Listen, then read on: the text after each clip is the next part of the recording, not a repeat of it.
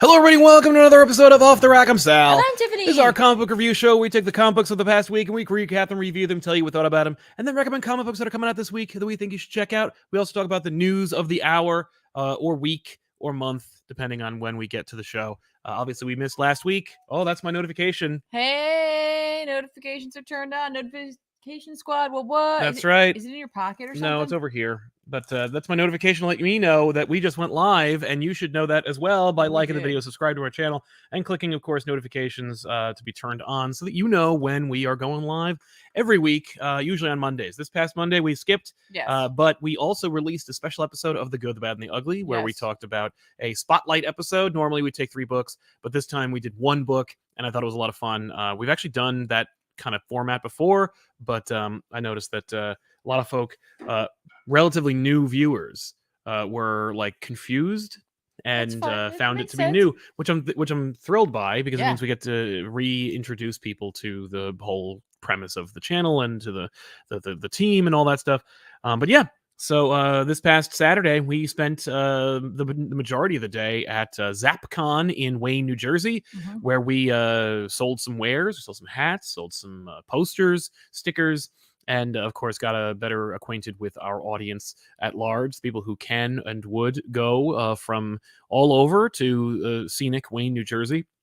It was awesome to meet and re-meet so many really, really fun, funny, and friendly members of the audience. It's always the highlight of the show. It's always the highlight of any time that we go to a convention. Just the previous week, we went to Baltimore Comic-Con. We had an amazing time there as well. And had a similar experience of running into audience members who were super awesome. So if you are in the chat right now and you're watching the show live, guess what? You may be in the presence of some people who are physically members of the population who saw us the other day. And you should know that you're part of a community, and you should feel good about like being around so many like-minded, friendly, fun people. Yeah, absolutely. No, it's really nice. It's always delightful, and it's humbling. It is. I know I've said that before. It's very humbling. You're not wrong. We also had a chance to meet up with Scott Snyder and Tom King, who were both guests of ZapCon. It was their 30th anniversary of having a comic book store. That is to say, Zap's, not Tom and Scott's. Although I would love to see Tom and Scott's comic shop. But I would watch that show. Seriously, are you kidding me? Like, just watch them just like kill each other. That'd be amazing. What?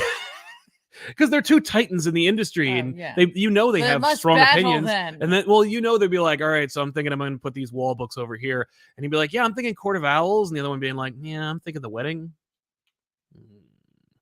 And then seeing where that goes. But then they have to team up. That's true. They have to fight first in order to team up. Exactly. And then like Dan Slott shows up and he's like, oh, Spider-Man's the best. And then they can fight him. But yeah, it was a fun show. They were, of course, wonderful to chat with. We got a chance to chat with them, not on camera or anything, but it's a good time. So, if you didn't go, you missed out. I gotta tell you. Sorry to say. But yeah. The FOMO is real. This show is, of course, sponsored by viewers like you. If you're watching the show live, you can sponsor today's show by using Super Chats. Ask a question or comment. We'll read it here on the show. If you don't want to do that, you can always go to patreon.com/ComicPop. Help us more directly. Or if you're watching the show after it's all over, you can always use Super Thanks and post a comment and do that. It's like you did a Super Chat. Super Thanks. But yeah, I don't like it myself. But, I don't like the nonsense around it, but I do like the fact that like it helps us directly, and also that it gives them a chance to distinguish. I get you. But yeah, the other thing that I wanted to talk about the news. I wanted to know what your opinion was, and this could be like a 2-minute topic or a 5-minute topic, who knows? Oh boy. But I wanted to chat about Bill Willingham's decision to declare that Fables is in the public domain, and see what you thought about it, because I found... you asked me about it, and then I immediately was like, can he do that? I don't know if that's how the rights work, because I don't honestly know enough about the rights from Vertigo. No. Especially in terms of characters that were kind of brought in. Well, especially if they're already based in the public domain. And, well, I'm also trying to, I honestly don't recall off the top of my head, because this house is presenting this to me now, so it's not like I had an opportunity to go ahead and research this ahead of time. But not that I would have necessarily. No, I would. There's no time for you to do it. But for example, a lot of the suite of Vertigo characters that people most fondly remember were actually created when they were under DC's umbrella before they broke out into Vertigo, right? So I'm just like, I don't know. I don't think they came. I think they came about under Vertigo directly, and I just don't know what that contract look like? And Right. and so without knowing that, I feel like, though, because it is owned by DC, Yeah. that they were very much like, I mean, you don't own these guys. Right. You don't own the Wolf Among Us. Right. You know, although I wonder who facilitates the deal, like the Wolf Among Us video games, right? If DC/Vertigo is involved in any way, then that gives us a good, or at least a better insight into who actually really calls the shots. Right. But then again, like, look at the Sandman Netflix show. Neil had an incredible influence, and But you know what we saw? The Warner Brothers logo. it's true. That's true. Right. And while like Neil does determine what happens with Sandman for the most part, I mean, he doesn't it's a courtesy. It's really more about Yeah. optics than it is about like any kind of obligation. So I don't know. I don't know if he has any ability to do that, or if he meant something else by it. No. But it just seemed like, contractually speaking, I don't know if he actually has the ability to do that. Yeah, I doubt it. But well, at least I doubt that it will come about the way he thinks it will. Right.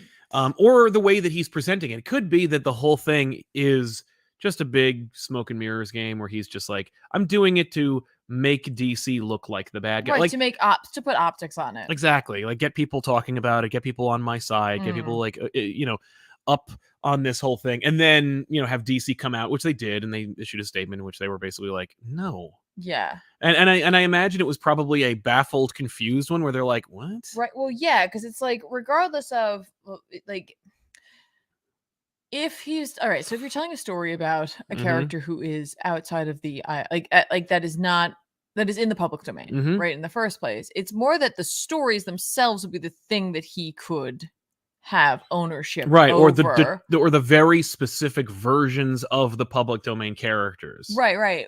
But even still, you're under the DC umbrella, and I feel like they wouldn't have. I feel like they wouldn't have been flying like that. No. Even with Image like breathing down their necks. Yeah. No, I think like in the early 2000s, there's no way. Yeah. But yeah. Yeah. You know what I mean? Like, it feels like it's more just a need for optics, or like I said, like for someone to like be like, hey, what's going on over there? It could be a cage rattling thing, because of course it's all predicated on the idea, at least according to him, that like, or that he didn't remember what was in his contract. I don't know. Well, no, I genuinely I believe it's a hollow, empty effort. I think that he hadn't. I don't think there'd been much traction on Fables for a while. There was no, there's been discussion about like adaptations, not just video games, which of course is a sweet plum, but like they kind of missed the boat on that one, because they already did a show that wasn't at all necessarily. If you're talking about Once Upon a Time, that was originally a Fable show, and then then it fell apart, and they turned it into that. But then like people really, I never watched it, but people really seem to like that show quite a bit, right? And now it just feels like if they tried to do that, people would be like, isn't that just this? Right, exactly. It's this, but without the Disney characters. Lame. Yeah. I mean, I'm certain that that's certainly one point of contention, but I feel like there haven't been any Fables comics in a while, and I know that he has like claimed that he's submitted scripts and that he's like, I would like to keep Fables going, but DC won't do it, so it's like a way to kind of just get their attention. I believe that. Yeah, and I'm not trying to make him a bad guy at all. Right. I'm just saying I just don't think he actually can just be like, I submitted to the public domain. No, you can't just say it out loud like, it's public domain now. Like, you have to call a lawyer and make sure that's the case. Yeah. So like, don't mistake what I'm saying as like support for DC not giving their creators rights. I'm just saying I don't think in this instance he has the ability to do that. No. It could be that maybe they didn't like the scripts, or maybe there isn't enough of an audience at this point, and it doesn't justify doing a print of it. Right. But hey, there's a lot of other options for them to do something with this. Yeah. Like with this series. I think that the current situation is just that Bill Willingham is not someone with whom the current DC administration wants to work. I think that's really what it is. I think it's just that the folks there either are like, who, or no. Sure. And I don't know enough about him, honestly. Exactly. But like I could honestly see them like that. They should do like a show, like an animated show. Yeah. Like that'll differentiate you from from the rest of it. From the once and future. The reality is, if they thought there was money to be made from the Fables brand, it would have been in the James Gunn rollout. Like, they would have launched Fables instead of Creature Commandos, although it is part of like the interconnected universe. It doesn't mean whereas that Fables would not have been. It doesn't mean that it couldn't be maybe at some point. But I think there's a lot of opportunity for them if he does have scripts, like literally, like, and I know they've kind of like touched like into like the like digital landscape for comics. But like, I feel like there'd be such an audience there. Oh yeah. Oh, you're talking like about like a webtoons. Like, yeah. just take Fables Webby. You know? Yeah, like let him have that. Like, have at it. I feel like that would be a great place to find a new audience. Yeah. Well, there you have it. Moving on, Colleen says, it was so nice getting to see you guys at ZapCon. You guys were really the best, and we hope everyone is enjoying the socks. Thank you, Colleen. What Colleen's referring to is through Down Syndrome Day, which is celebrated typically on March 21st. There's this nice little way that you can celebrate by wearing brightly colored socks. And Colleen is kind enough to supply us with said socks, and we just happen to have them here at the studio. Trying not to make the most amount of rattling. I know, turn because this they're in into plastic. ASMR. But they're you know, themed to our specifications, to our interests. These, of course, are just the kindness of Colleen and raising awareness about Down syndrome. Yeah, so thank you very much, Colleen, for these. There are two more pairs, that those are in the comfort and care of their recipients, which is, of course, Ben and Ethan. Yes. And trust me, they're hilarious. Chris, they are. Chris Martin, first time super chatting. Love the content. Love you, Chris. Thanks so much for being here, and welcome to the population. Well, thank you. Oh, also, and hello to Anthony. Yes, that's right. Yes, hey, Anthony, how are you? The Gray Initiate. Today is my birthday. Well, happy birthday to the Gray. Happy birthday, Gray. I decided to treat myself to a trip to a bookstore. I picked up Gotham City Year One on your glowing recommendation. It was absolutely incredible, so thank you for that.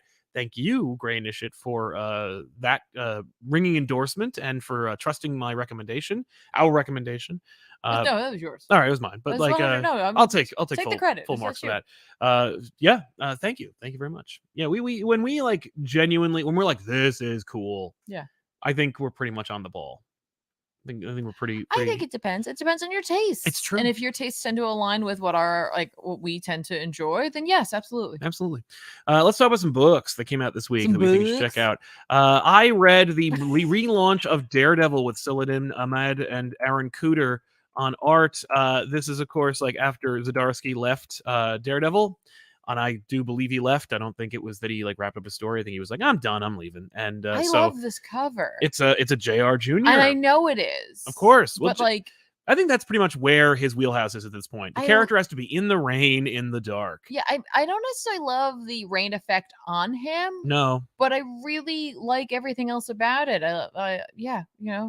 Pushing those warm tones, push forward. It looks great. It's true. Cool tones recede. It's just, great.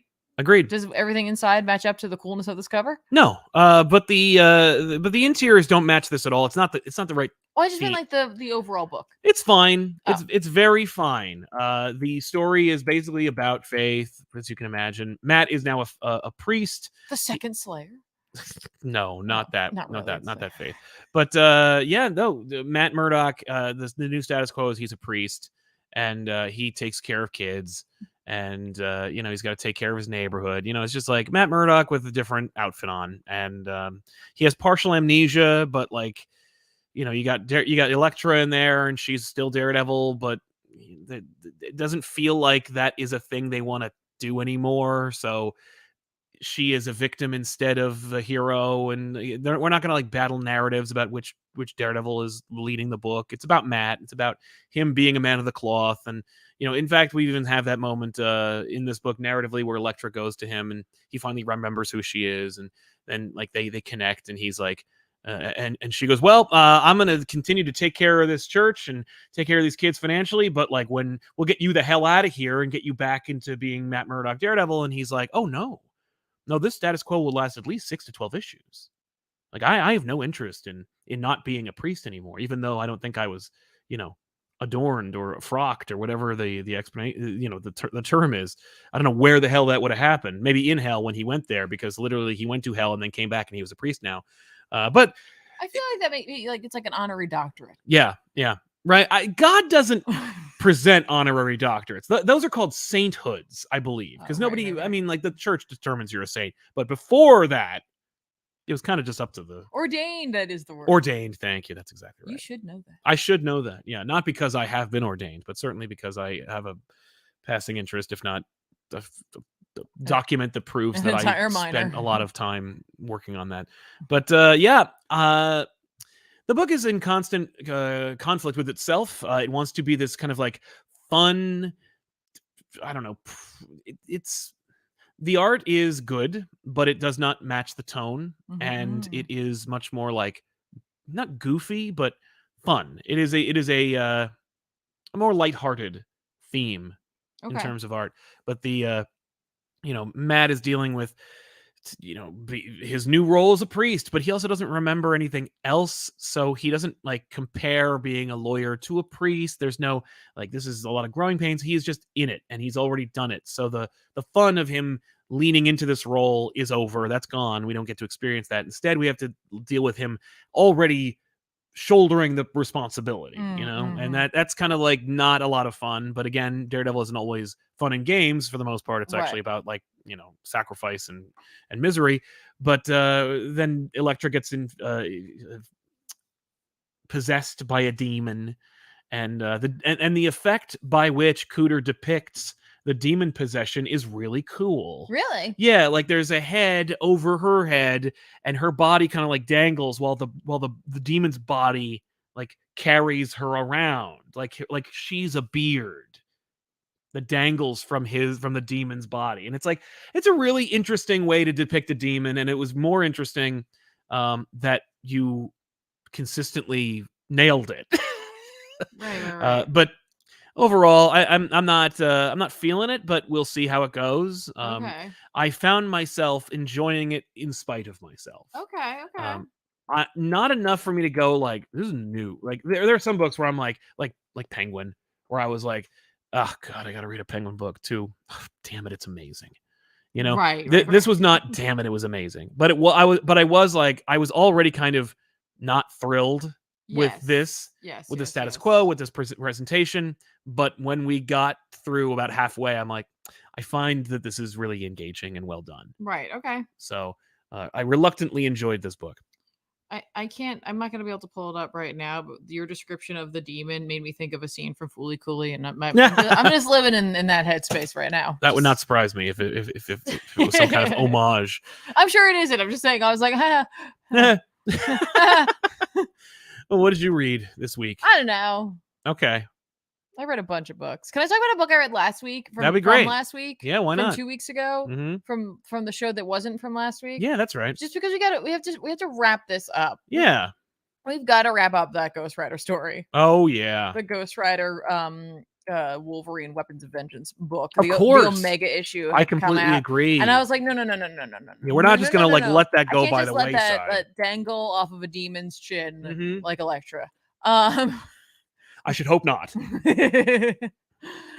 We need to just be like, hey, it ended. It's Ben Percy, Jeff Shaw on art. It's like the entire Weapons of Vengeance book, which started with an alpha in issue and then went to the Ghost Rider and Wolverine books, irrespective, and then ended with an Omega issue. Naturally, so as is the way of things. As is the way of things. Awesome. And so like this felt like, sorry, I was like, this felt to me like it was supposed to either happen prior to the attack on Krakoa, right, or after. Yeah, or like, I don't know. Mm-hmm. Anyway, it doesn't matter, does it? Because it wasn't really written around that. It all wraps up, and they invented like a demon for this, but it's fine because it's like it's a Ghost Rider book, so why not? Like a million demons, who cares? But the idea was that like Mephisto was bored with like the stuff. I was like, yeah, fair. That's fair. Yeah, and he was bored. He was bored with the like style of torture down in hell, and so he created this new demon, and he designed it so that the demon would torture people by creating art, and that's why there's all those crazy like statue sculpture-y, like, towery things, because it's like, oh, it's creating art, cool, whatever. And like, what do you want from this book? You know, like there's that element where it's like this creepy stuff and this kid, and like we aren't going to really go back to that. But we are going to see Wolverine riding on a motorcycle as a Ghost Rider. Good. Because the demon gets bound to Wolverine and seeks out, you know, others because he's being controlled by the government essentially. Oh. And like Orcus and like whatever. Okay. Right? Like it turns out they talk about the government more, so that's why I was like, was this whole story of that? Anyway. Yeah. But so it's hunting down mutants. Okay. And yeah, at the end of the day, the guy, the kid who was now an adult man who had the demon with him and wanted it off of him, he feels empty without him. Without the demon, yeah. He doesn't know how to live without it. Mm-hmm. So he desperately wants to get back with it. Wolverine, being Wolverine, is able to end up like going against programming kind of thing, and the kid ends up joining with it only to end up like dying, but not really. It's like there's literally he dies so that you can become a new character that they have to fight later. No, there's literally a horror movie trope ending to this, which I kind of appreciated when you're dealing with Ghost Rider. That's where you're gonna put it, and that's where it makes the most sense. Mm-hmm. But Wolverine and Ghost Rider, like the last few pages of this are actually really solid, where like Wolverine and Ghost Rider are like, hey, it's over, that's really dope, and then they go on their way, and like their narrations, like Johnny takes the first 2 panels on the page and Wolverine takes the last 2, and they match up perfectly. Cool. And it's like, cool, neat. And I'm like, this is fine. Like I would absolutely, you know, love to have a every once in a while. I don't want an ongoing. I just want every once in a while little mini book that shows up where it's just like, hey, here's some crazy crap that Johnny Blaze or Danny Ketch or Robbie Reyes, I don't care, had to do with Wolverine. Right. Just let them join and do their thing, and then oh wow, that was nuts. Could happen in the past, could happen now. Wolverine doesn't want to talk about it. Doesn't tell anyone about it. Just goes on. I love that. Yeah. I love that idea. Yeah. Almost like a Legends of the Dark Knight. Right. Marvel. Oh my God, that's such a good idea. Really quick, I'm just going to give a quick shout out to Birds of Prey #1 from Kelly Thompson and Leonardo Romero. I read this last week as well. And oh, cool! I didn't even know about this. I know. This looks like it'd be up my alley. It I think it is. Okay. It's a fun idea. Dinah. It's Thompson, so exactly. Now, she knows what's up. Like her Black Widow series was friggin' sick. But yeah, this was Black Widow. I'm sorry, Black Widow. Haha, Black Canary. Her sister has been taken, and so she needs to form a team, a Black Ops team of like badass chicks to kick ass and take names. She brings in Cassandra Cain, Big Barda, and Zealot, and the last piece of the puzzle is Harley Quinn because we need to boost sales. And so sure. I love that Barda's on the team. I do too. Like I'm so into that. No, I know. It's great. Because like she has such a different life. Yeah, different life, different approach. I mean, every one of these characters obviously could work or has their own. Has like their own thing, but I'm like Barda's got. Yeah, it's just cool to see Barda and Cassandra team up. Yeah, and you see that a lot in this issue. It's just kind of fun to see Barda team up, like with anybody. Mr. Miracle. Exactly, like without Scott being there. Right? That's neat. I agree, and you get it. Like you get character interactions you wouldn't expect, or that you would expect. I can't believe they threw Zealot on there. I think that's fantastic. Like, that's but like Barda and her, do they get along or do they not? They don't really interact. It's very tertiary. It's like right there. I know. Well, we have a series. It's the first issue. Yeah, we're getting there. We needed a lot of Harley Quinn in here, just because like nobody wanted her in the book. The idea is that nobody was. No one but Cassandra liked the idea. Cassandra pitched it because she's like unpredictable. Yeah, I could see Dinah not wanting. Yeah, she's like, no, I have no interest. And Barda in this. should be very used to this. Because she's insane. Yeah, because she hung out with the other Furies, exactly. So it's like she should be very used to dealing with this. Yeah, and have tactics. Exactly. So I like that a lot, and it was fun, and like the use of Zealot, while it wasn't necessarily like she's sleeping with Grifter, and it's directly connected to the. To the awful series that's happening with Wildcats that I believe just ended forgivably. Okay. But I think that we can move on from it now, and we can integrate Wildstorm a little more freely, like putting her on here. You know, obviously Zealot. That's like throwing Angela on a team. Great idea, which they've done. I know, but that's and it works. Like it's like that. Exactly. Yeah, except no, but for me, Zealot is inexorably a Wildcat. Oh, yeah. But making her part of it, you could make Zealot into the Wolverine of the DC universe, which I would very much be okay with. It's kind of cool. Thank you. So, I dug it. I dug it quite a bit. And if you are a big fan of this channel and you watched our Elseworlds exchange, we had the creative team behind Kill Your Darlings come out. The book came out last week, or at least 2 weeks ago. You should check it out if you haven't already. It's it's like an 80s movie about like it's like an 80s movie about like childhood that's science fiction meets I Kill Giants. So definitely check out Kill Your Darlings. You have any others from 2 weeks ago that you want to cover? No. I don't want to bog us down, but That's fair. I didn't. I was like, that one was the end of that, and I was like, we're never getting back around to it. No, it's you know true. what I mean? So I was like, let's just say like, that ended, and it was awesome. Yeah. I also read The Alternates. Speaking of shows that you guys probably didn't watch, that was an interview. But we challenge you to watch. Yeah, you should check it out. It's a really fun conversation between myself and one of the writers of The Alternates, Jordan Bloom. But this is the spin-off from Minor Threats, which was, of course, their original creation. This looks like magic. Is awesome. Is it? Yeah, you would dig it the most. Would This is one of those books I was like, you should read this. I haven't. And I don't normally recommend books to Tiffany because she recommends books to me and she knows what she's talking about better than me. But this is like a zine of Vertigo made. You know what I mean? Like it's made by is it like a bunch of different stories. It's a bunch of different ideas. Oh. No, it's like if there was a team of Vertigo characters. It's Doom Patrol. Yeah, no, because there's no like Negative Man or Robot Man or like Crazy Jane. Okay, book. that's fine. That's fine. You know, this is like each of those all those books in one thing. The concept, of course, is that we're in a superhero universe. It's kind of like the Silver Age of comics. It's like Marvel, but like, you know, in terms of like everyone lives in the same universe. They're all created around the same time. But that's Minor Threats setup. In the Alternates, the idea was that like one of the members of the Justice League or whatever, or the government, grabs this group of characters that no one would miss and throw them at a problem. There's like this interdimensional cross rift that's going on, and they get dumped into this cross rift. They disappear for 3 years, and they come back, and they are forever changed. What happened was they got dumped from like their Silver Age universe into a Vertigo universe, where they each were in their own universe that was like a British invasion reinvention of themselves.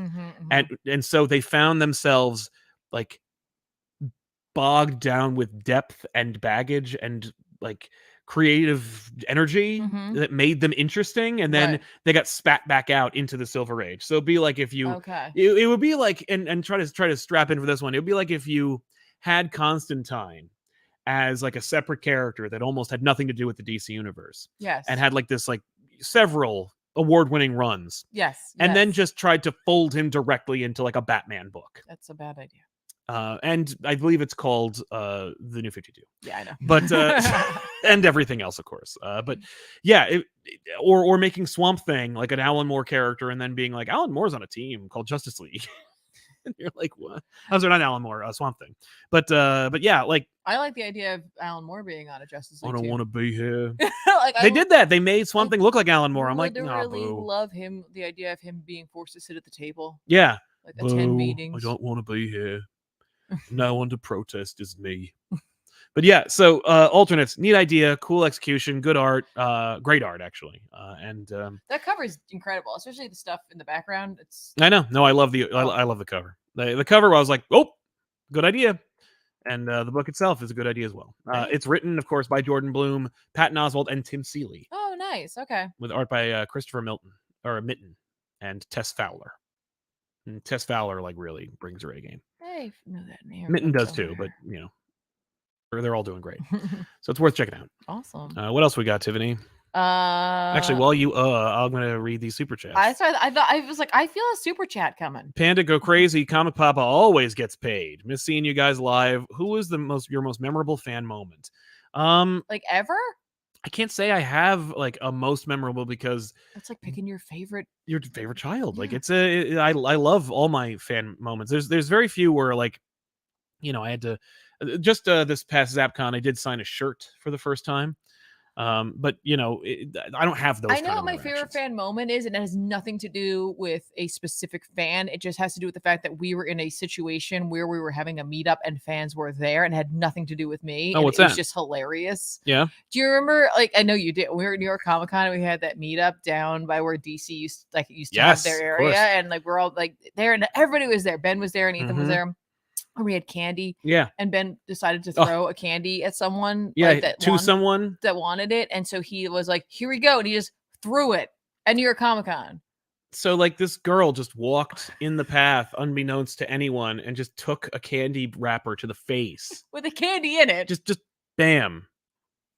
That It is unforgettable for me. Yeah, that's it is unforgettable. Yeah, And he felt so bad. Yeah, he He tried. felt so bad. He tried to fix that. There was no fixing it. No, she was. But at least she didn't like press charges. No, she was okay. Like it was just. Yeah, she survived. It was. I meant like, but like she wasn't like.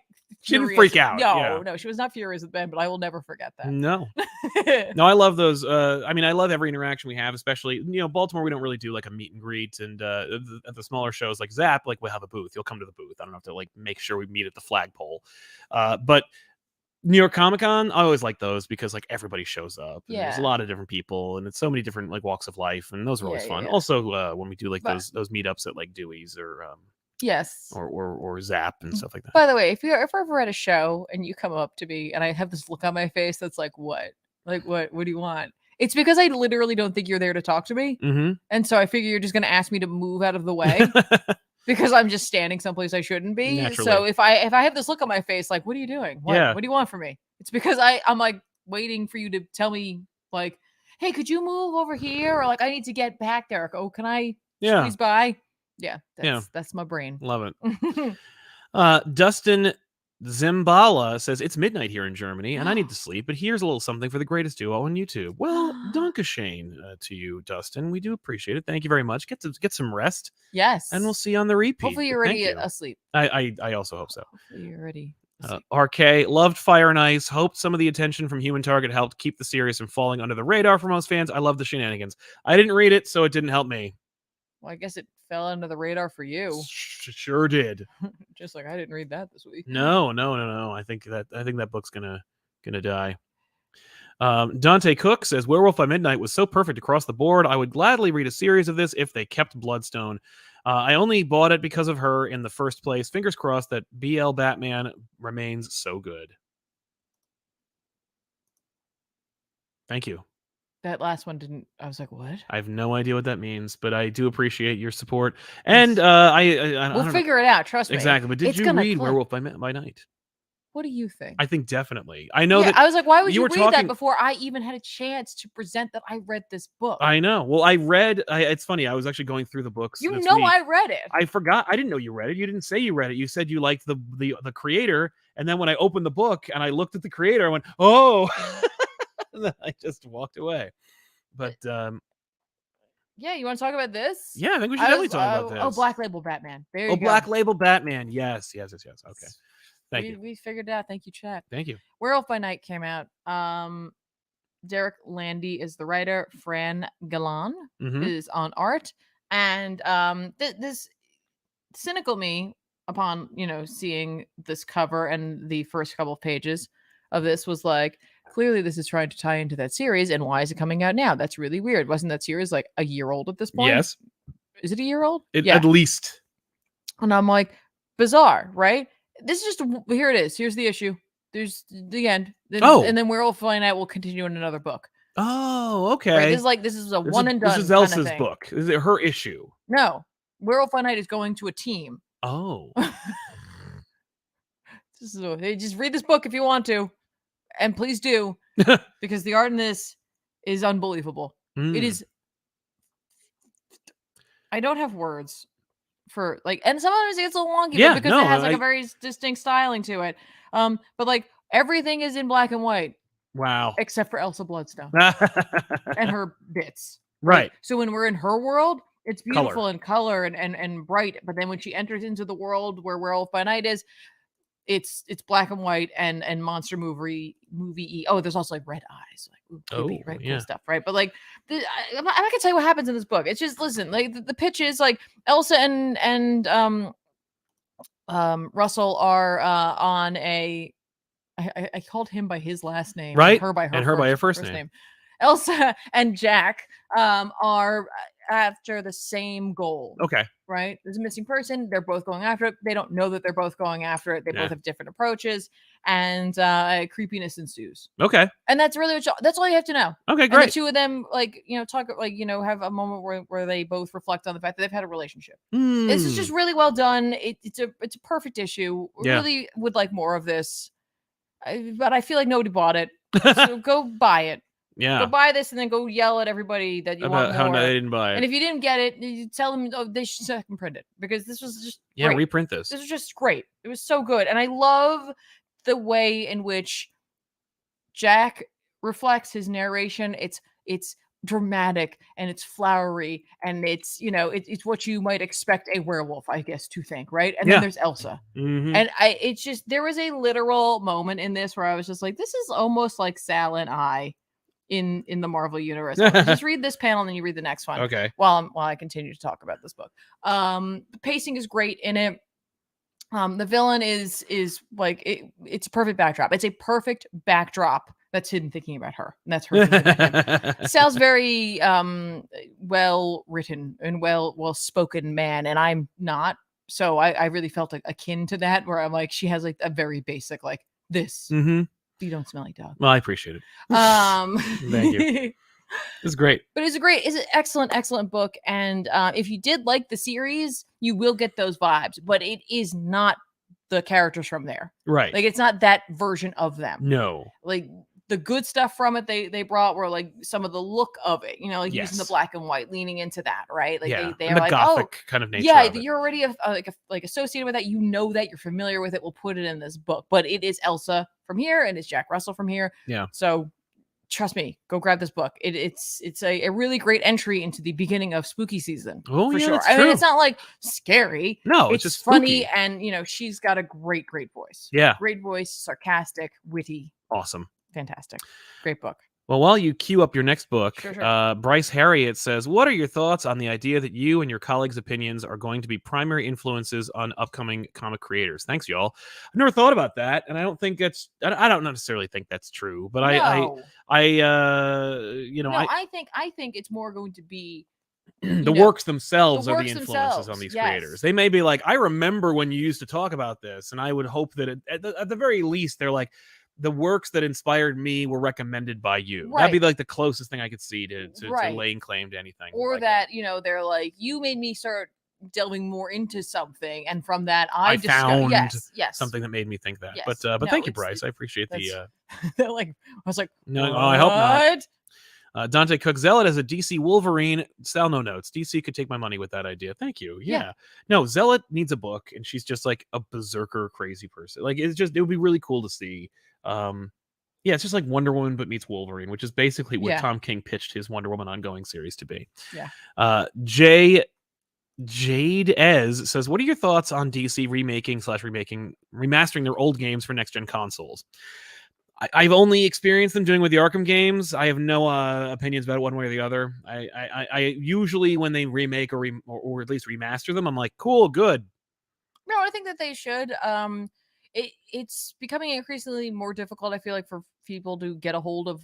Yeah. Because of like we're losing console changes and stuff like that, and the idea of like cloud gaming, and that they can just I have nothing against that, because honestly, we have a finite amount of space. Yep. Finite amount of space. So I love that idea of it being on like a server somewhere that you can just access and play and try out. Yeah. But when they decide they don't want to like support that any longer, exactly, it becomes an issue. So I want people to be able to go and play like Arkham Asylum, right? Like, and be able to play like the version that existed, or the version or like even like if you remaster and you just clean it up a bit. Yeah, absolutely. Why not? I love that. I love that idea. Yeah.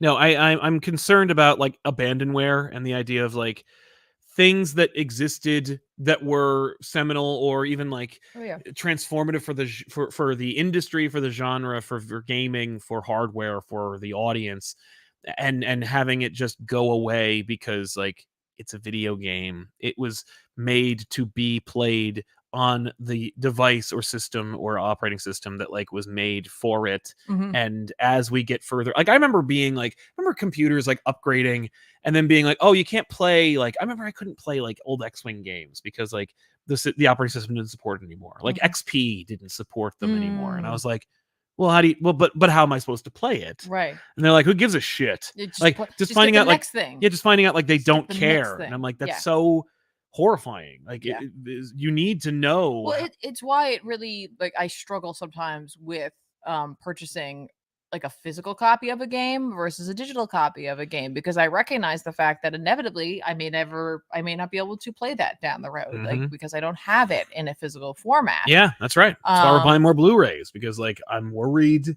about the availability of media. But then again, like video games is even more horrifying. Right. Well, but then again, like some of it is and it isn't. Like, okay, for example, class, how many of you have a Steam library, and how many of you have a Steam library that's filled with games you're never going to get an opportunity to play in your lifetime because it's just overwhelming, right? If something were to happen though to them, how would like what would they do? How would the licensing work for that? Like, I have so many games through them. How does the licensing work where Steam to go, we're done? Yeah. Valve's like, nah. Yeah. No, it's horrible. I mean, why would you? Right. It's just a gold mine. Right. Like a literal gold mine. Right? Like, how many consoles have you had? You know, like, think about your PS4. Right. Like, how many digital versions of that do you have on there? Now, luckily, PS5 does support that, but what if PS6 doesn't? Well, remember, you know what? It's a great example of like games that you'll never play ever again. Any Kinect games. Oh, well, they're gone forever. But to be fair, I mean, that's okay. Yeah, no, but like when they were a thing, that was fun. Like we did like that raft game we jumped around on. Oh, yeah, I remember. Or how you played the Force, not the Force Awakens, but like the Force Unleashed. Yes. Like there are a lot of different things that are like those experiences are gone and can never be replicated. I mean, like if you, and this is not quite the same thing, but if you think about what Konami did with PT, PT, you know, it's Silent Hill, Kojima, his entry that never here's came this demo. to be. Here's the demo. Took it away. Yeah, just took that away. So much so that like people can sell their PlayStations that have it on there for like hundreds of dollars. It's insane. People want to try it and you can't get it, right? Like. Right. Yeah, no. So that opened up a can of worms, but it's you know, it's worth discussing. Nick K, thank you very much for your support. There was one up there. And Langley says, Tiff, this is probably the most crowded video game fall ever. What are you looking forward to? For me, Mortal Kombat 1, Starfield, Cyberpunk, Phantom Liberty, Assassin's Creed, Mirage, and of course Spider-Man 2. Spider-Man 2 for sure. Starfield's just a little too big for me. Like I love the idea of this type of games, like the idea of Skyrim in space. That's really cool. Like that's that model. But it just it's too vast. It's space. I know that, but it's very vast. So maybe one day I'll try it, but right now I'm just not like jumping onto it. I know it's a beautiful game, and I you know, there's a lot of cool elements to it. Right now I'm way into Baldur's Gate. Yes. I'm just dipping my toes into that, so I'm very excited for that. I also like Dredge, which is not like that came out over the summer. Right. I kind of had a lot of stuff over the summer. I haven't really had a chance to look at anything super new coming out from there because I'm like, I want to finish some of these games first. Totally. Yeah. And Justin got a mustache for the chicken. Yeah. Thanks, man. Not have to do that. No, it's true. But thank you for your support, and good seeing you again. Yes. So, what else we got? I guess I could talk really quickly about Avengers Incorporated #1 from Al Ewing and Leonard Kirk. I was supposed to go. It's true. Avengers Incorporated #1. If you're like, wow, what's Human Target doing with that Marvel logo on it? The cover is certainly clearly inspired. Like, yes, in a like, let me just copy my homework. Well, you're gonna make it look like your own work, right? Kind of way. But of course, it's Al Ewing. He's not derivative. He's not a hack. So once you open it, it's a completely different kind of comic book. It is not human targeting Marvel. The cover is like the cover is blatant. Yes. This book is not. The idea is that the Wasp has a villain or two. I think it's one villain, really, Whirlwind, who has been killed in prison, and so she goes there to like investigate it. And it turns out there's a bunch of villains that are killed, but then it turns out that they're not killed, and it turns out that Whirlwind is not Whirlwind.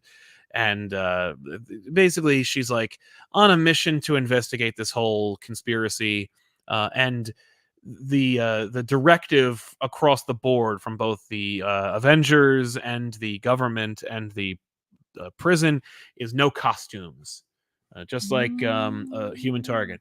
But so this was an idea that like I assume it was, hey, can you do like a Human Target thing, Al?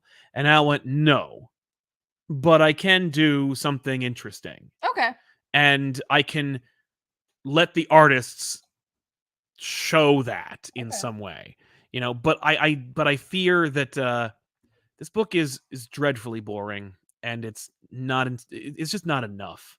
I Mm. think it's a wonderful opportunity for like Janet to have like a character again, and I think it's a great opportunity for like Marvel to try anything that's interesting and unique. Mm-hmm. And by the way, that's not Vision at all. It's funny. It looks like Vision, and it also looks like Mr. Sinister. Yeah, I know. It's neither.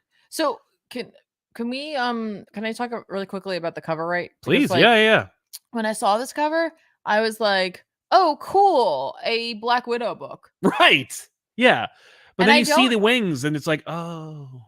but I don't know if they're not. I'm like, so here's the question: are they playing that up on purpose because they think Black Widow will sell better than Wasp, I don't know. or is it, oops, we should have made those wings a little more obvious? No, well, the wings are part of like I think the wings are. I've been on the cover. Right. No, I'm saying on the cover, I think the wings are evocative of like the chalk outline, where it's like they're implied. Mm-mm. This cover is not great because I think it starts with a place of derivation, like it is derivative. Yes. And then they're like, well, but we're also Marvel, so we need to make sure that like it's like the Avengers Incorporated, like you got to kind of Mr. and Mrs. Smith No, I feel like going they should have really actually played up the logo more than they should have played up the characters. 100% for this. Yeah, I think that would have made it stand out a little more. Yeah, this is not great. The book itself, again, like I think that Janet is well presented. I think that like the twist must appeal to somebody. There's no, despite the cover's hackery, the book itself is not hacky.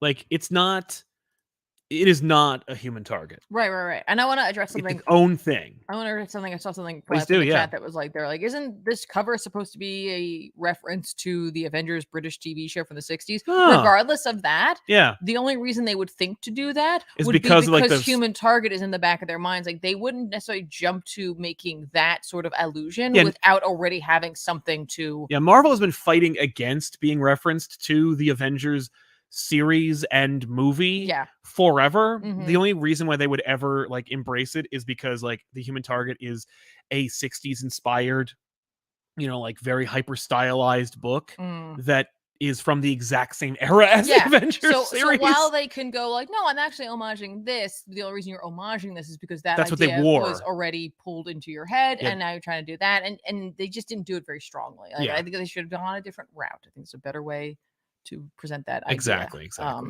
So yeah. So I have a bunch of things because I'm sorry. Great. I forgot that that I was like, wait, you front loaded, and I'm like just going back and forth. I'm like, wait, no, it's my turn. Okay. Mm-hmm. X-Force came out. Yes. Let's talk about X-Force. I didn't do all the X-Men books this week because there was a couple of other things I really wanted to read. So we're not going to talk about X-Men or Iceman. We're not going to talk about Iceman or Children of the Atom. Neither there's anybody else, so it worked out great. But we're going to talk about X-Force. Ben Percy on this one. Is it? Yes. Ben Percy and Robert Gill on this. This is the book where it's like, hey, do you want to know what's going to happen with Colossus? This is going to be it. Good. Oh, like X-Force will be the book. X-Force is the one that's like, let's tackle Colossus before we get to the Fall of X. Good. Okay. All right. Like, you know what I mean? Yeah. Clearly, this is what this series is trying to do. We're not really going to be dealing with Beast, right? Like, I think that's going to be the Wolverine problem handled by Wolverine. Wolverine's like on the prowl, essentially. And it's just, the rest of X-Force, they went through that gate. They ended up like in Russia, presumably, or somewhere. And they've been taken by Mikhail's like group Navy.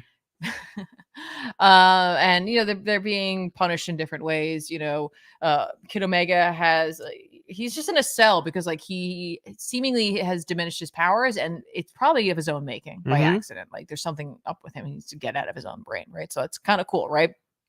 Omega Red's being severely punished for his failure in 10 lives or X lives of Wolverine. Right, yes. And Wolverine herself is being used to make their soldiers stronger by fighting her constantly. Okay, all right. So you got a lot going on. Domino and Sage are working on trying to get them back. Domino does like a great like ops mission. We kind of get back to that Black Ops-y feel. Like we have been doing that, but lately it's been a lot of like drama about Beast and like the hanging question of Colossus. Yes. We get a really great info dump page in here in which we see like Sage work through the possibilities. She's like, pretty sure that this is what's going on and this is what we need to do. So we have to go and find Colossus. And then once we find Colossus, we'll be able to find the members of our team. That's how they want to fix this. Cool. You know, because even Domino's like, Sage, shouldn't we be doing something else for everything that's going on with Krakoa right now? And she's like, I ran the numbers and I looked at other scenarios, and I'm just gonna follow my heart on this one. And we gotta go get those. We gotta get our guys. Exactly. Right? Black Tom no longer seems to have a stronger connection to Krakoa. It's not talking to him any longer, but he still has access to some of the abilities he had from that. Okay. And we see that Mikhail has Colossus with him. And he's very like subservient. The chronicler has been writing clearly. I think he's working towards something. I think he's trying to stage a coup himself. I see. But Mikhail is ready to move on to trying to take over some of Orcus, because Orcus kind of got in the way a little bit of his plans. And so he has some larger ideas that he'd like to make the next step in his massive plot.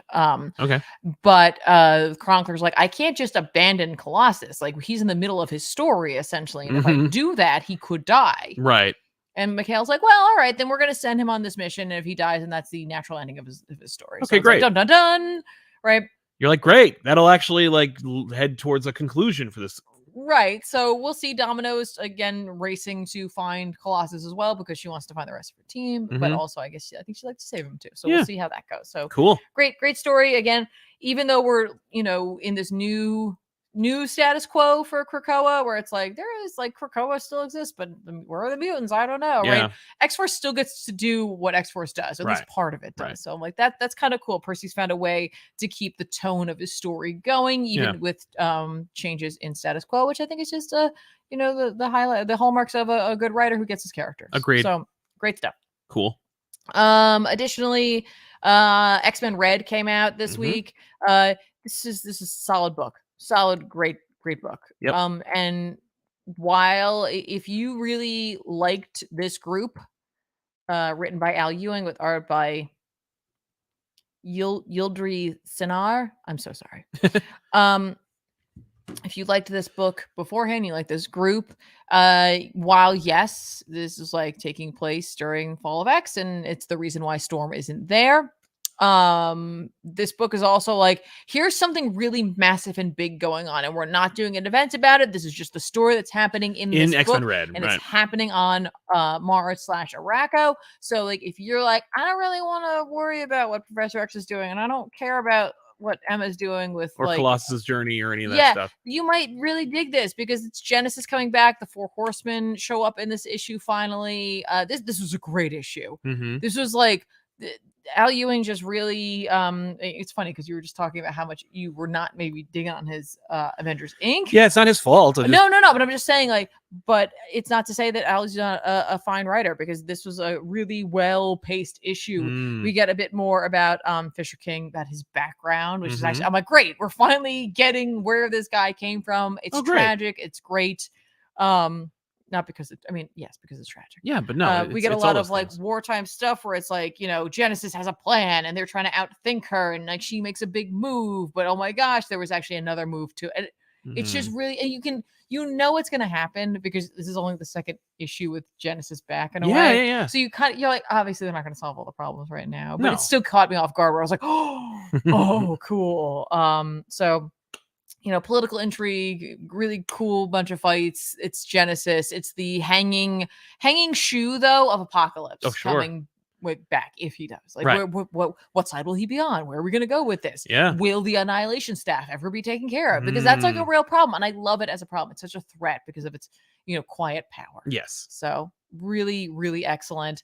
Like I said, if you're like, the rest of Fall of X is not for me, stick with X-Men Red is just doing its own thing right now. And yes, part of it is tied into it, but it's very isolated from the rest of the stuff for the time being. So definitely go check it out. Nice. Hang on. All right. I also read the next Ghost Rider. I just wanted to see what was going to happen. Post, Wolverine. Weapons of Vengeance. I'm like, what is it called? Weapons of Vengeance. Yeah. I got it. Ben Percy and Carlos Nieto on art. What a phenomenal cover. It's a really great cover. It's a really great cover art, and this is actually really quite excellent. This issue really focuses heavily on Talia Warroad. Okay. and her backstory. All right. We're gonna fill in a little bit more for her character, and it's good stuff. I'm not gonna go You're not gonna super ruin it, yeah. deep into it, but it just, you're like, oh, I get where this character comes from, and we're setting up the next arc for them. You Yeah. know, Doctor Strange shows up in it, but like in the past, he's got the blue cloak. I was like, haha, neat, fun stuff. He uses some magic, and we set up that the Cult of Mephisto is going to be showing up. So I was like, cool, Yeah. cool stuff. I read Batman and Robin #1, but admittedly I read it like months ago. But it's written Oh. by Joshua Williamson with art by Simone DeMeo. Right, right. This is, of course, a new Batman book for a change. Hey. And this, of course, sets What, up... that guy, that Batman guy? I know, I don't that know if Batman he's going guy. to work out. But yeah, he's a niche character, to be sure. But this is like, it feels like this is what Williamson has been heading towards. Yeah. Like, this is the culmination of everything that he's been working on for when it comes to Batman. Like, all of his Robin work, all of his like his Batman run, short-lived though it was, has been leading towards this book, which is a marriage of both. Of course, it's like about Bruce and his son Damian, and they are isolated from the Bat family, and it is also working in unison with the Gotham War, though it has no Gotham War banner, which I think is all the better for it. But we also get a chance for them to, like, really, they tangentially touch upon it, like, oh, I'm kind of on the outs with the rest of the family. So it gives Bruce and Damian a chance to actually just like be father and son for a minute by themselves. Sure. Which normally I'd be pretty upset about, but I'm pretty upset about all Batman. So I'd like one book that I can enjoy and have fun with. It seems to be this one. Oh, great. Because the DeMeo art is crazy. Like, I've never seen a Batman book look this insane. Like, it's never looked like this. Okay. It's not like that Batman has ever... the cover as well? They did the cover as well. It's Okay. a very different looking kind of book. Certainly it's very different kind of... It's sleek. Yeah, it's very sleek. You would not expect this. And I don't know why. I think it's does because... have a little shade of Mora. Oh, yeah. No, but like Mora is a lot more, I think, like deliberate and direct. This is a lot more like interpretive and stylized, very stylized and very action oriented. I don't know who's doing the colors on this, but I know DeMeo's they're great. Yeah. Oh, it is DeMeo. Okay, yeah. That's why it's so cohesive. Art and color, yeah, it's Simone DeMeo. But we see Damian and Bruce like move into the brownstone together, and so like they're gonna live together. And there's this like funny moment where like Bruce goes, "You're going to school, kid." Yeah. So Damian is gonna go to like the local high school. He's going to public school? He's going to public effing school. And I He's kind gonna of get his ass I kicked. kind of love it, and I want to see it. We also see like the motivation for Damian, and this is like the kind of character work that I really appreciate, especially in Big Two comics, especially in ongoing series, and especially for characters that I don't normally like or I have a predisposition to hate. I will admit that like I liked the idea that on the island and on the Lazarus Island with Damian and his miniseries, like Damian is a manga fan. Yeah. That I think really humanizes him in a real way for me. Like knowing that, like seeing Damian just like separate himself from everybody, just reading manga and like obsessing over the like minutia of these characters. I guess I see a kinship in that. I'm like, oh, I like that. But then the fact that he's like writing his own, that he wants to be a writer, he wants to be a creative. And I think that's really cute. What a dork. And of course, like it's about himself. Well, that I was gonna say the art itself has like a youthful touch to it without it being like too stylized to like to that like I don't know, young adult comic style. Like it just has a youthful energy to it. Yeah. And it seems like they're leaning into it. Big time. It makes Damian feels young, but like teenage oriented. Bruce feels younger than he does in the main Batman book. Well, he's drawn that way. Well, he is certainly, but like his energy in the book is also really youthful. I think Zdarsky really wants you to like feel the like Dark Knight Returns version of Batman, whereas this is like a young single father Batman. And I'm like, all right. Can you imagine Bruce going to like a PTA meeting? Yes. Or a parent teacher conference. That's what we're going to get in this book. Freaking like that teacher, it doesn't matter, male or female, they're gonna be like, hello. Yeah. Oh yeah. No, I this is a good marriage of in continuity Western comic books, Big Two Batman books, and what you like about like the Wayne adventures from webtoons. Dang.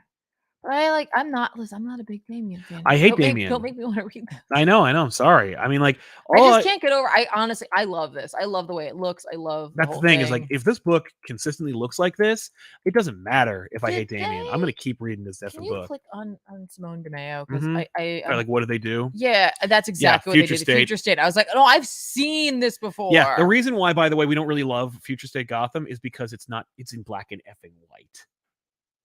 So like the DeMeo art is like a little bit lost. Yeah, no, I get that. But once you see the color, it like enhances that so much more. Yeah, but he did Future State Harley Quinn. Yes. Which I definitely did.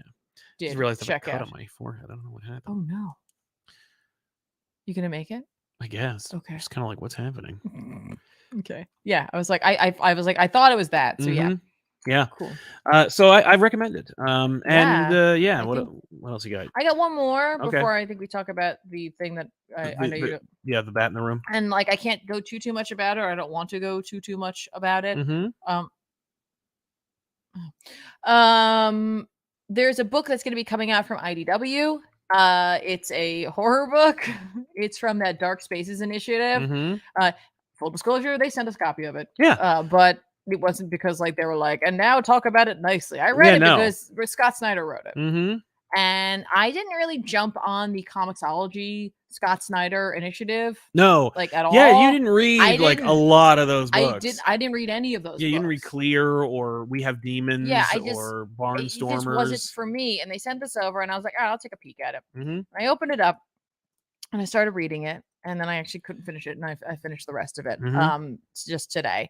And it wasn't because I didn't want to, it was because I ran out of time naturally while I was reading it. But this is Scott Snyder and Hayden Sherman. And this book, which the cutoff is today, by the way. It's coming the out final in order October. cutoff. So final order cutoff is today. So if you want to get if you're convinced by Tiffany's recommendation or review, then I'm already too late unless you're on the West Coast. Yeah, contact your comic book store and tell them you want Dark Spaces Dungeon. Want to grab it because it's not coming out until October, and it's like perfect for October. It's perfect for October because this is horror. And I actually mentioned to Scott this weekend. I was like, hey, I had a chance to kind of check out your book, and it's great. Right. And he mentioned that like part of Dark Spaces for him was like pulling out the supernatural element of horror. So if you're the kind of person who likes horror that's like real, obviously, well, a little more, it's related to reality, yes, right? Like it's fiction, but there's the element of reality. Like man is the monster, beasts are the monster, nature's the monster, that kind of thing, right?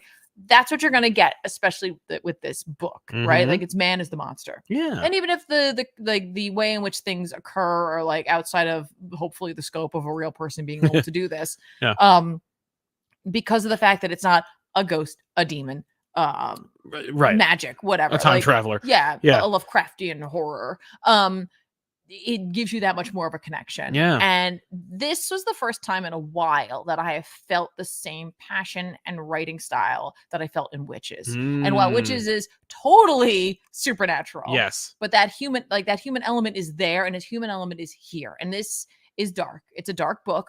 And I told him I liked it. He kind of was like, "Oh, it's gonna get really dark. Like, it's gonna get more dark." And I was like, "That's great. I'm here for that. That's what I'm looking for."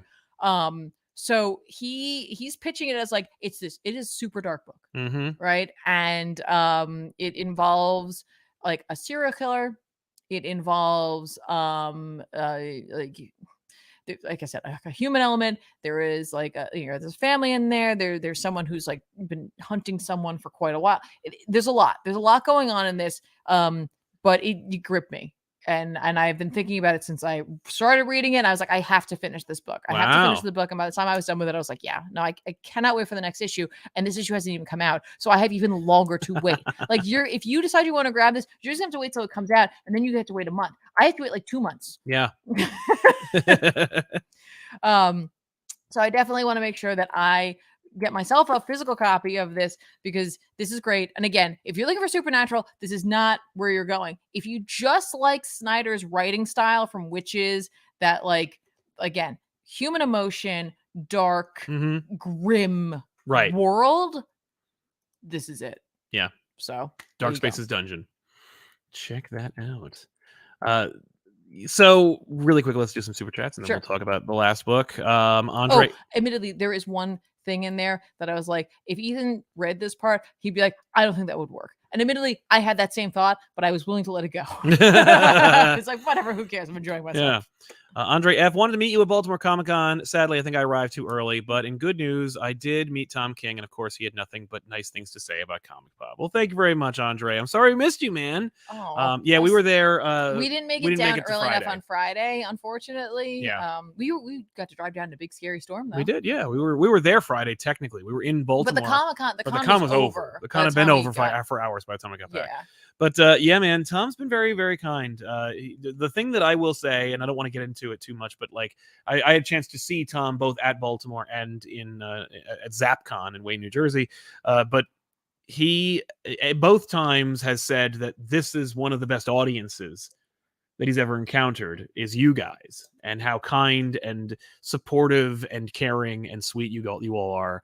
And he can't help but notice and remark on it. So, thanks for representing us very well. Yeah, folks. for being awesome And being yourselves. Mushaboom90 says, just want to say that I appreciate all the hard work.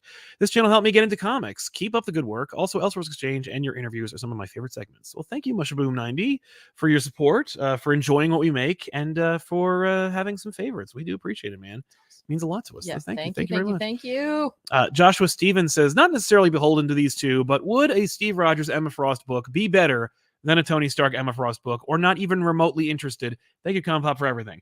I am way more interested in Steve and Emma because it's already been established. Like, we set up like that Steve has a very interesting / Oedipal reaction to Emma, and I would love to see that explored, especially because I think that Steve and Emma are very different, like just very different kind of people. And I would love to see Emma being like, I can't help myself. I love this guy. Yeah, she's like, you inspire me to be better, and that bothers me. And it really messes me up. I love that a lot. Yeah. Yeah. And I think, why not? You know what? And there's always room for that. Yeah. Oh, no. Because the Stark one is a sham anyway. And CJ Hall says, ComicPop Woo. Thank you very much, CJ. Well, Big ups to you. What's your favorite Moon Knight personality? I'm always with Mark because I don't care about the DID. Like, for me, I'm just like, just be Moon Knight. My Charlie Houston run is my favorite, but I did dig the Declan Shalvey period, and that had very little to do with the different types of personalities, as it had to do with like the story and the horror and just watching Moon Knight react.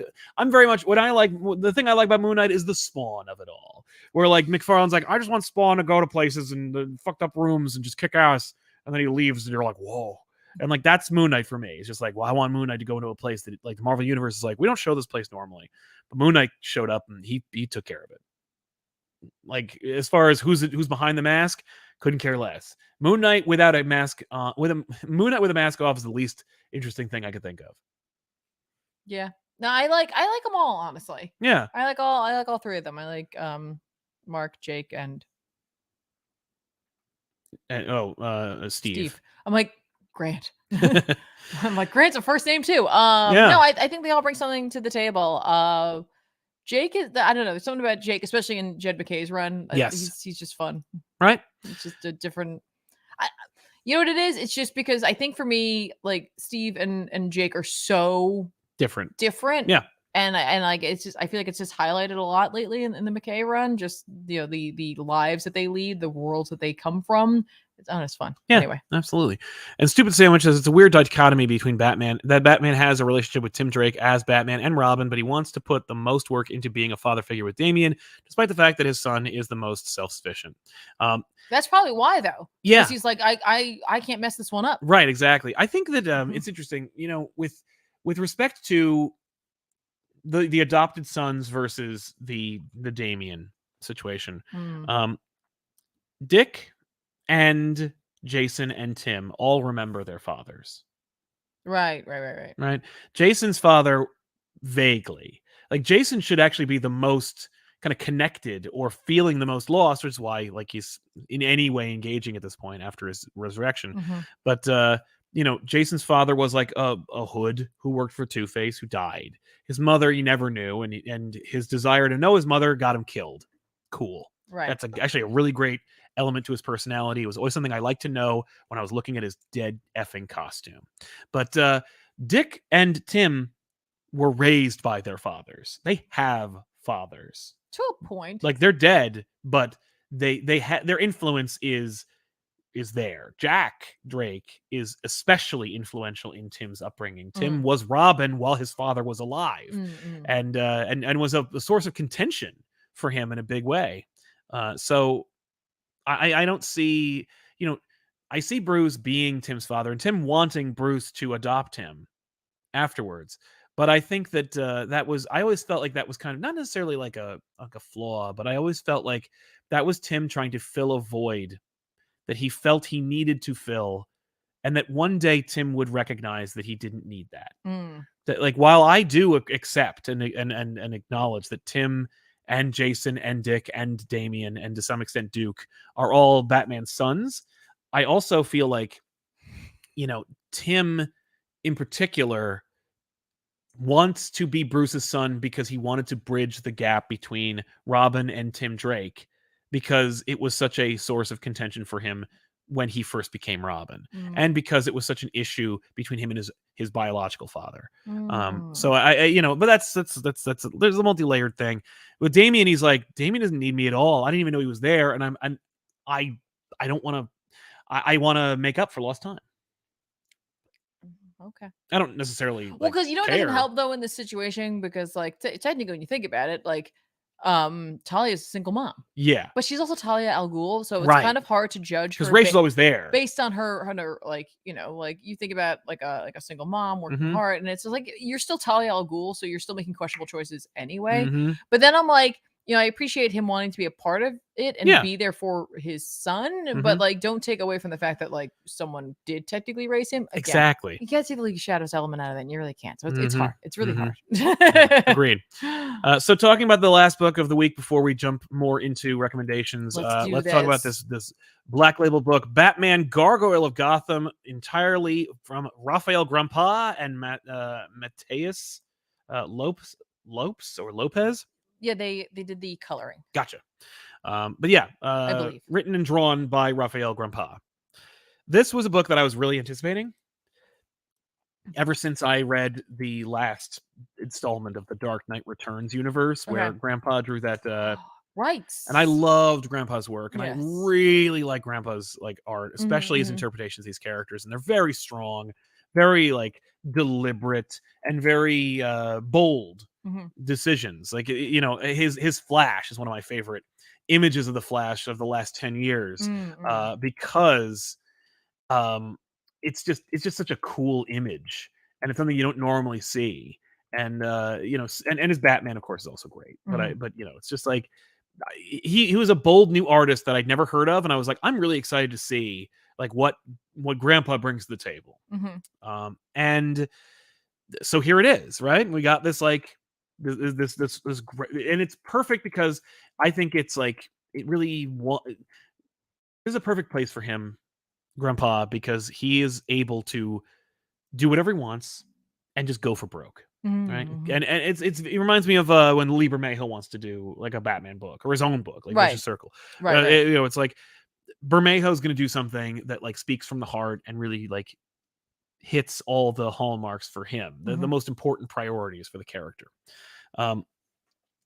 The book is stunning, I think, if you like Grandpa's style. If you think that that Dark Knight book looked crazy good or interesting, then good news, it looks just like that, if not actually a little cooler, because it's darker.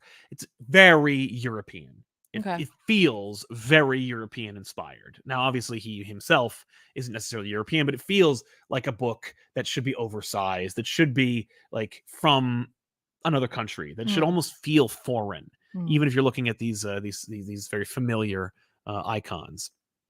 His interpretation of Jim Gordon, for example, Jim is, at first glance, Jim, but then you see his mustache is more blotchy, it looks like a potato that's been shoved under his nose. He looks almost like a Muppet, and but against this gritty, wet, disgusting, filthy world. It is, by the way, folks, it is not, it's in its own universe. This is in Grandpa's universe. It has nothing to do with Frank Miller. It is also borderline unreadable. It feels like it was just chewed through a Google translator. Okay.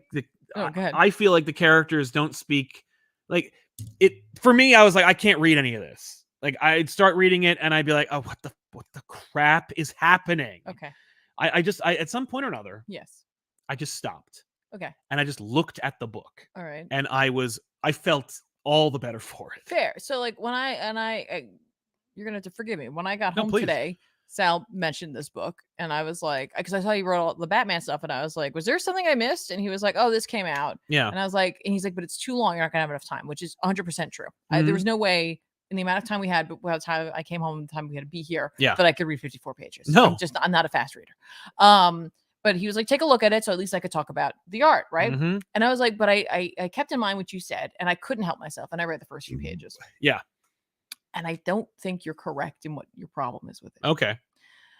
I was looking, I'm reading through it, and I'm like, no, there's occasionally a couple things where I'm like, oh, that's like a weird way to put that. Yeah, it's a weird like, way to say that. But for the most part, I was okay. And then I realized there was something that was bothering me about it. Okay. It's the lettering. Yeah. Yeah. And I believe that Grandpa did the lettering. And I believe the lettering is hand lettered. I'm not sure. It's either an incredible font with like a million different E's, which it could be. Right. But those T's. Okay, so here's the problem. This font, and I'm gonna get into more about the actual lettering problem of it. But this font, like I'm looking at it, I'm driving me crazy. No, it's John Workman. Okay, John Workman. Which wasn't like the credits. I only went by the credits page. And the credits page doesn't have a letter on it. No, that's weird. I don't think so. Yeah. Anyway, the font itself, like the more I looked at it, like there's like all these different variations on E's, right? And I'm like, well, wait, is this hand letter? But then the T's all look like the lowercase T's look like a stamp. Right. It is a baffling font. It right? also, if I may add on to that, yes, when you look in the caption boxes, yes, there's like too much space. Hang on, I'm getting there. So the other problem is literally the layout and the way that sentences are broken up. And that, if you took that, like some of those word balloons, and you just put them as like a sentence, you would read them differently. And I think that's where you were struggling with it, because your brain's trying to put breaks in where they shouldn't be because of the nature in which the words are broken up within the balloons. And so like there was definitely a couple of times where I had to reread a box or a balloon because I was like, wait, is that messed up? And then I'm like, no. It's literally the way that the sentence structure is broken down. Right. And that's like a shame. Yes. Because as I was looking through this, and I skipped ahead a little bit just so that like I could kind of get a feel for it, this looks like something I would enjoy reading. 100%. Like there's something of like I don't know where the story is going. No. But like because I only got a certain point before we had to go. But this looks really interesting. But I was like, this is going to be a struggle for me. Yeah. Yeah.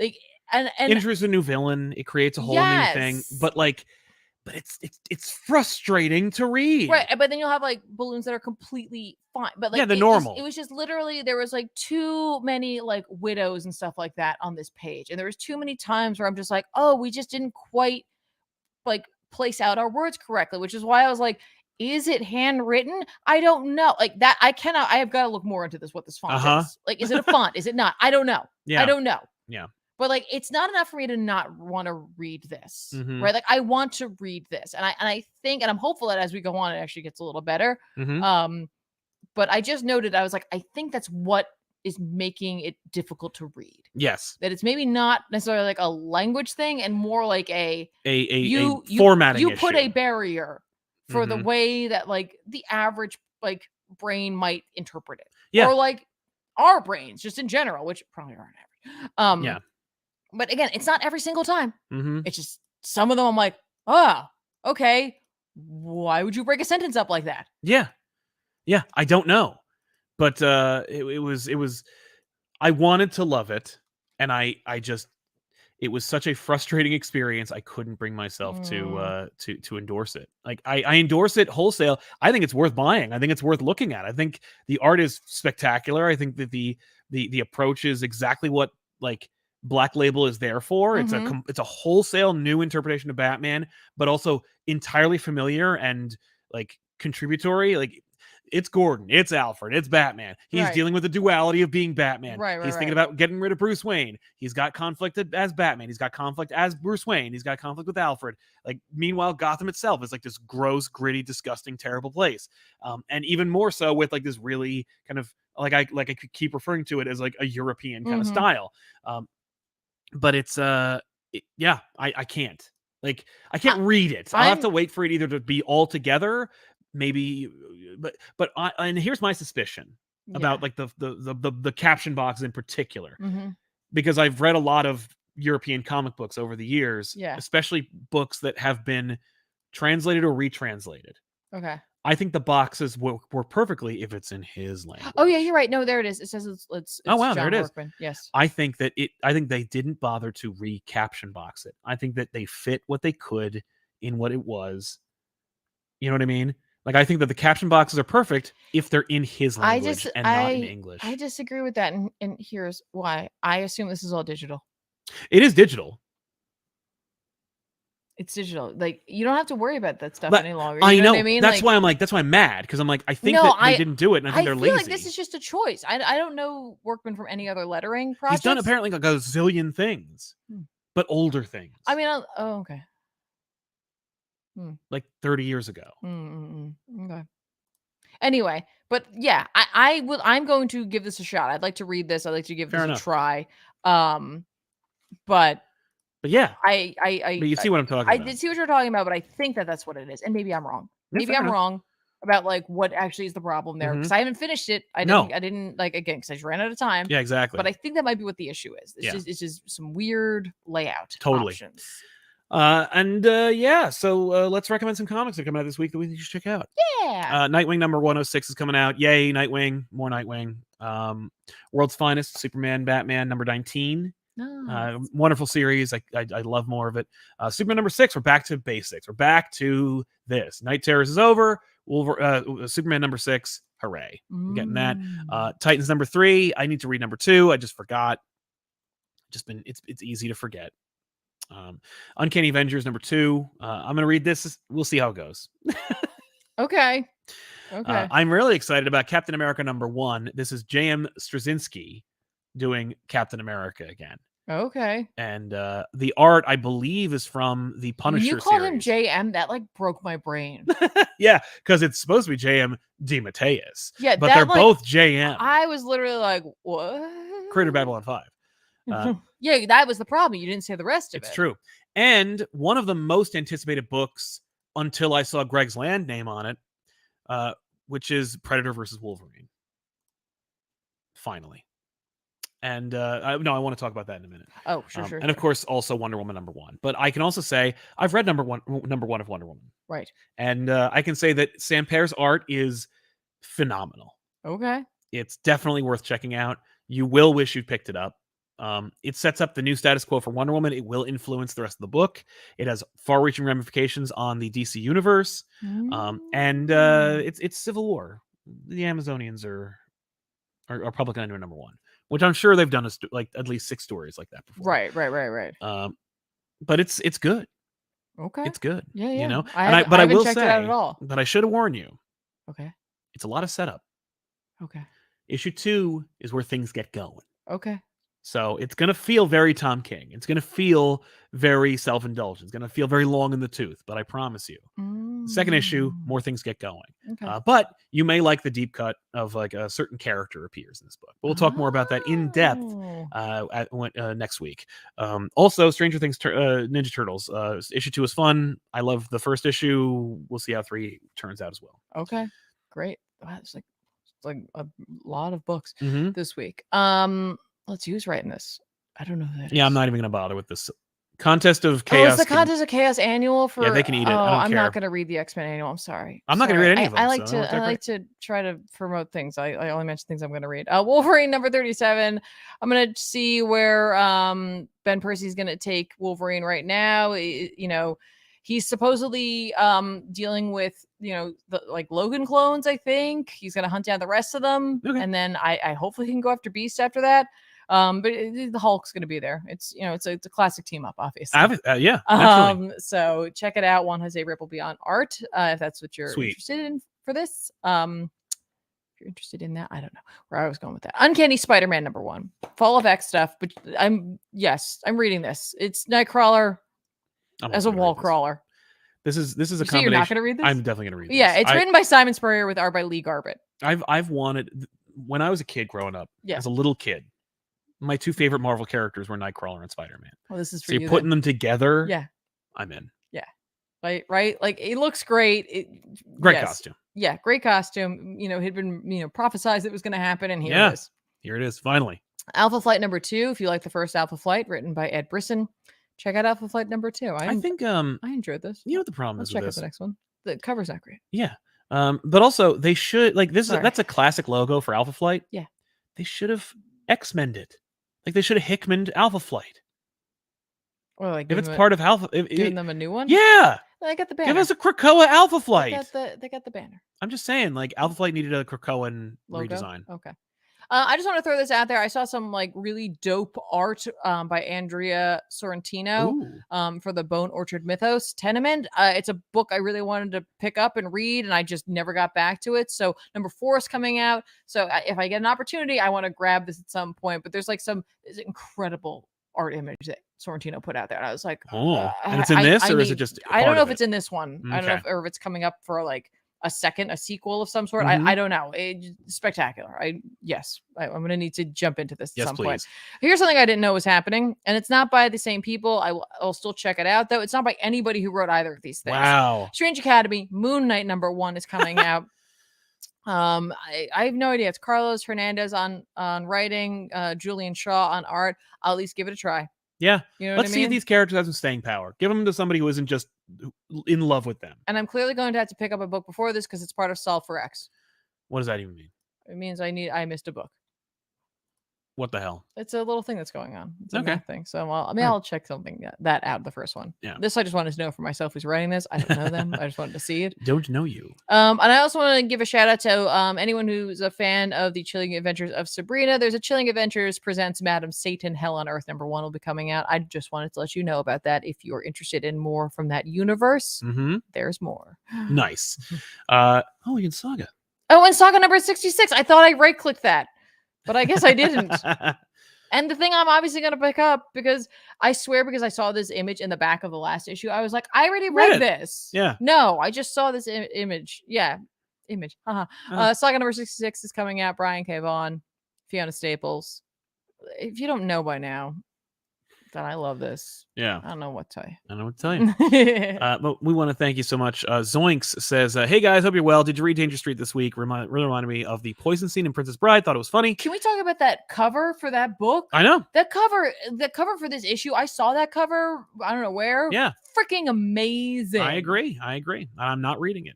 I don't care, but that cover for like last week, not this week, it's the previous week.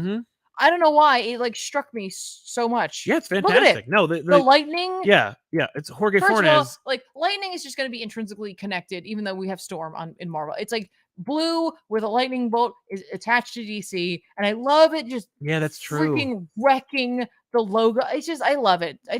Yes. Yeah, no, I agree with you. I really enjoyed that. Yeah, when it is collected, I will read all of. Look Danger at that! It's so fun. Because I have it's on my pre-order list. I have every issue. I just haven't read them. I'm deliberately not. I will read it all when it's together. It's because it's maybe it's a Jorge Fornes thing. Because for me, I was like, I read the first issue of Rorschach. I'm like, no, and then I read it all, and it was brilliant. Look down the side. It says Book 9, Dr. I know. I know. Have we talked about? Have you looked at those Rorschach covers? He did the same thing. No. You would love it. Anyway, I'm sorry. But listen, that was triggered apparently. I know, right? But as per every week, every Monday, we will be back next Monday to do another episode of Off the Rack. If you would like to see more, make sure to subscribe and like the video, and we'll see you guys next time with a whole new episode. If you want more, of course, go to youtube.com/ComicPop, subscribe over there and watch back issues, or go to twitch.tv/ComicPop and watch Tiffany play video games on Tuesdays, Wednesdays, and sometimes Thursdays. And of course, if you want to watch that, you could also see more on youtube.com @ComicPop Plays and more. All descriptions or all information about everything we do is in the description of every video we make. So check those out, and we'll see you guys next time with an all new episode. Thank you so much to our super chatters for sponsoring today's show. Thank you to everybody for coming to ZapCon this past Saturday, and thank you everybody for watching today's show. We'll see you guys next time with an all new episode. I'm Sal. I'm Tiffany. So long, everybody. Thanks a lot for watching. Bye, everybody. Bye. Stay tuned for Chris. Bye, everybody. Bye bye.